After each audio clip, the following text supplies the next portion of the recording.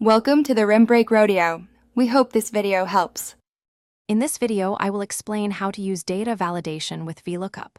First, ensure your data is organized in a table format with a unique identifier in the first column. This setup is crucial for VLOOKUP to function correctly. We'll create a dynamic, user-friendly system that minimizes errors and enhances data retrieval efficiency. Imagine selecting an item from a list and instantly seeing all its related details. To begin, select the cell where you want your drop-down list.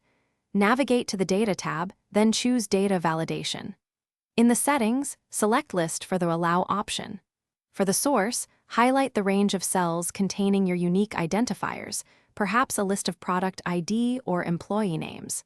This creates an interactive list, preventing manual entry errors and ensuring data consistency across your spreadsheet. Now let's integrate VLOOKUP. In the cell where you want the result, type equals VLOOKUP, open parenthesis. Your lookup value will be the cell containing your newly created data validation drop-down list. For the table array, select your entire data table. Specify the column index number for the data you wish to retrieve, for example, 2 for the second column. Finally, enter false for an exact match. Close parenthesis and press enter. Combining data validation with VLOOKUP offers significant advantages. It drastically reduces data entry mistakes, saving you valuable time and ensuring accuracy.